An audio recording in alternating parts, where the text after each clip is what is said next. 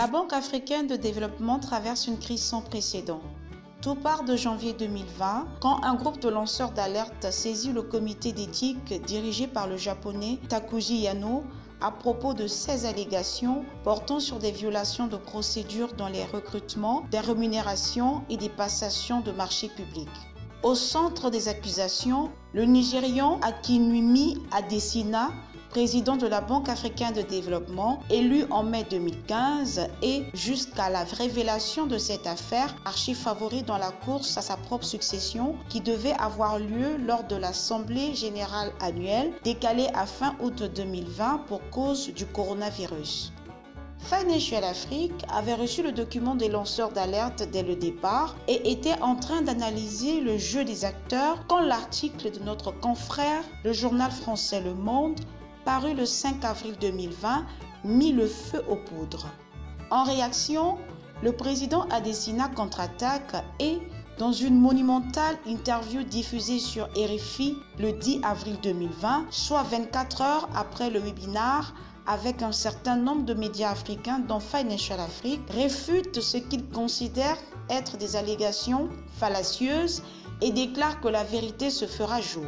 Pendant ce temps, en interne, au sein de la banque, le comité d'éthique présidé par le japonais Takuji Yano commence ses investigations.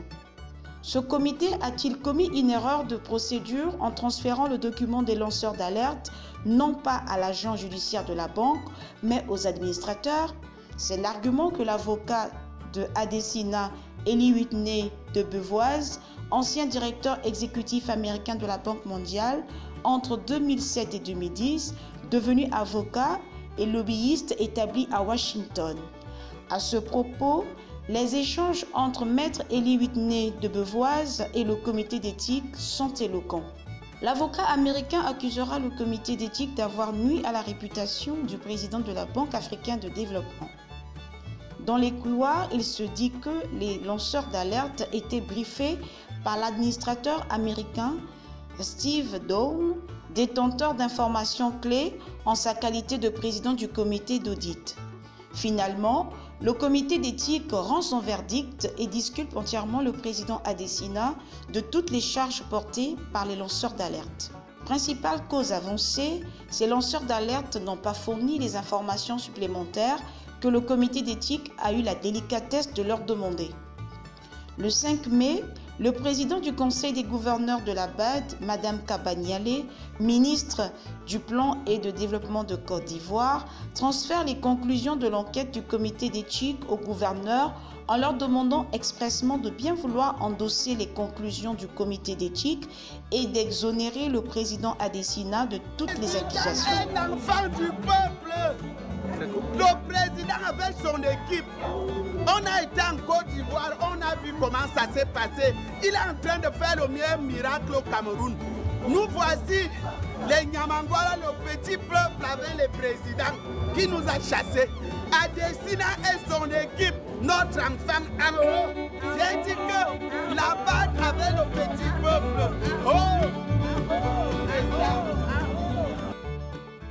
L'on croyait en rester là, que nenni. Le 25 mai, le secrétaire d'État américain au Trésor, Steven Mnuchin, saisit à son tour Mme Kaba Nialé par une correspondance sèche exigeant la mise en place d'une enquête indépendante à travers la sélection transparente d'un auditeur répondant aux standards requis. Le 26 mai, le bureau des gouverneurs qui comprend la Namibie, la Côte d'Ivoire et l'Argentine s'est réuni et acte le principe d'une enquête indépendante dont la forme et le timing restent à déterminer. En clair, la Banque africaine de développement qui doit tenir ses assemblées générales est aujourd'hui dans le suspense total, sans fond de tentative d'OPA de la part des membres non régionaux amenés par les États-Unis d'Amérique de Donald Trump qui ont le pouvoir de remodeler à leur image toutes les institutions multilatérales. Les membres africains de la BAD arriveront-ils à sauver leurs candidats?